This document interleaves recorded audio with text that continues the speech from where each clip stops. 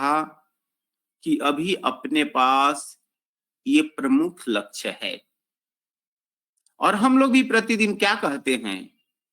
हम सबका संकल्प महान, स्वरवेद महा, मंदिर निर्माण।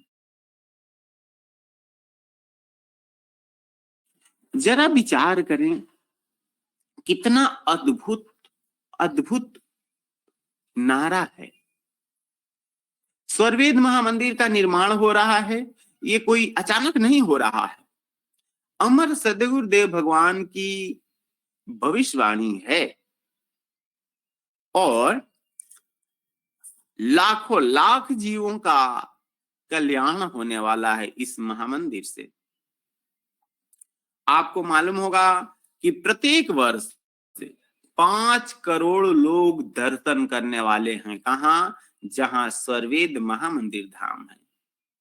एक तो स्वरवेद हम लोग अपने पास रखते हैं, एक स्वरवेद है जिस स्वरवेद के अंदर 20,000 लोग बैठ करके ध्यान कर सकते हैं, साधना कर सकते हैं, जिसे हम स्वरवेद महामंदिर धाम के नाम से जानते हैं, जिसे हम स्वरवेद महामंदिर धाम के नाम से जानते हैं। तो बंधुओं, उस स्वरवेद को, उस स्वरवेद महामंदिर धाम को जल्दी बनाना है, ये हम सबका प्रयास होना चाहिए। सदगुरुदेव चाहें तो क्षण भर में बना सकते हैं, सदगुरुदेव चाहें तो पल भर में बना सकते हैं, उनके लिए तो बस चुटकियों का खेल है। लेकिन मुख्य उद्देश्य है ही नहीं कि स्वरवेद महामंदिर को जल्दी बनाना है। मुख्य उद्देश्य क्या है कि हमारे भक्तों का कल्याण करना है। भक्त का कल्याण कैसे होगा? जब हम गुरु के कार्यों को करेंगे तो सदगुरुदेव हमारे कार्यों को करते हैं। आपका संकल्प है स्वरवेद महामंदिर का निर्माण करना, और सदगुरुदेव का संकल्प है कि कम से कम 1 लाख जीवों को अमर लोक पहुंचाना। तो हमें अपने संकल्प की तरफ आगे बढ़ना चाहिए। सदगुरुदेव बाकी सारे कार्यों को कर देते हैं। तो रही बात कि हम करें क्या? बंधुओं, हर अमृत वाणी में स्वामी जी कह रहे हैं, गंगा बह रही है, नहा लो। ऐसी गंगा बार बार बहने वाली नहीं है। ये सौभाग्य आपको मिला है, आने वाली पीढ़ियों को ये सौभाग्य नहीं मिलेगा। अरे जब हमारा महामंदिर बन जाएगा तब आप सेवा कहां करेंगे? आप सेवा कहां करेंगे? ये तो सौभाग्य आप सबको मिला है। 10 वर्ष बाद, 20 वर्ष बाद कोई चाहे कि हम सेवा कर लें तो कहां कर पाएगा? नहीं कर पाएगा। इसलिए इस अवसर का लाभ उठाना है, सदगुरु के सेवा कार्य से जुड़ जाना है, क्योंकि तन छूटे धन कौन काम का, किरपिन काहे को पावे, अवसर बार बार नहीं आवे, अवसर बार बार नहीं आवे।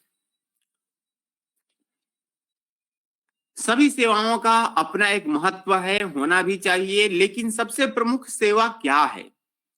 धन काया मन वचन से संत परम गुरु सेव, आरत दीन अधीन हो अनुगामी गुरुदेव। पहला क्या है? धन। पहला क्या है?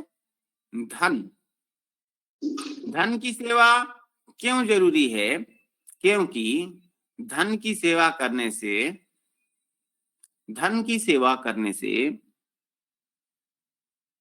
सारे सेवा हो जाता है। जैसे मान लेते हैं आप राजमिस्त्री का काम नहीं करना जानते हैं, आपने धन से सेवा किया, समझिए कि आपने राजमिस्त्री का भी काम किया है महामंदिर में।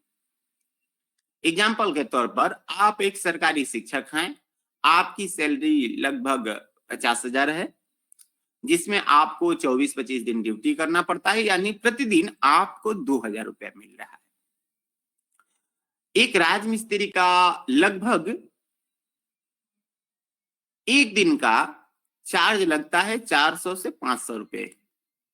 आप क्या किए कि आप अपने स्कूल में पढ़ा रहे हैं, आपको 8 घंटा पढ़ाने का मिल रहा है 2000 रुपया, यानी महीना 50,000, 25 दिन का 50,000। आपने क्या किया, आपने उस 2000 रुपया को दे दिया।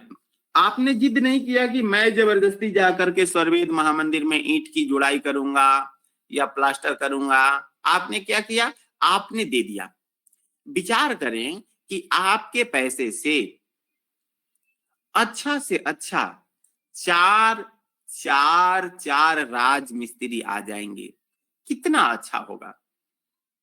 एग्जाम्पल के तौर पे आप चाहते हैं कि मैं गाड़ी चलाऊं, आश्रम की ये सेवा करना चाहते हैं, आप गाड़ी चलाएं ऐसा मत सोचिए।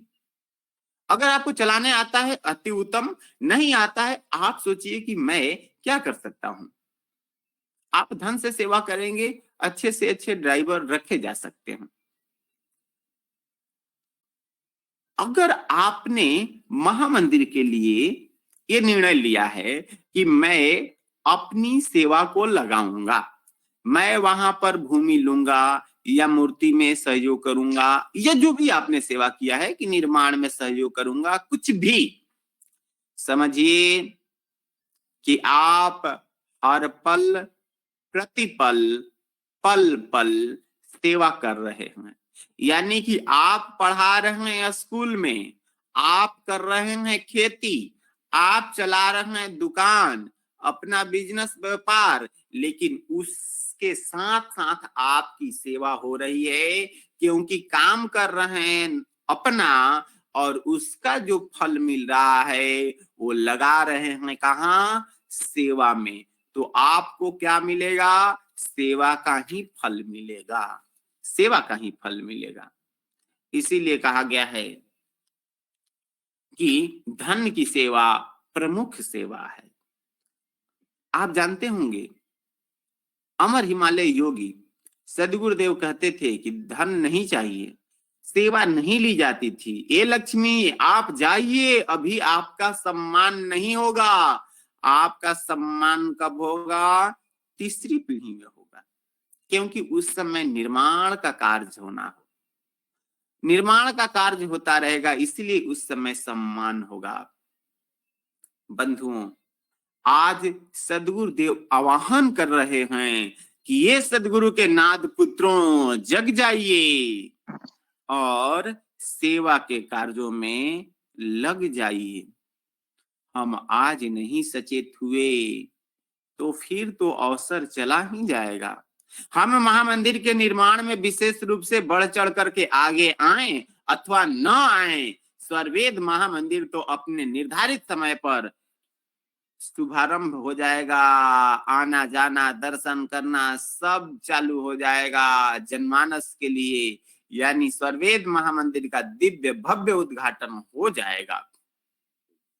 अभी जोरों से तैयारी चल रही है कि 100वें वार्षिकोत्सव में ही सर्ववेद महामंदिर का उद्घाटन हो जाएगा। यानी 100वां वार्षिकोत्सव कब है, 17-18 दिसंबर।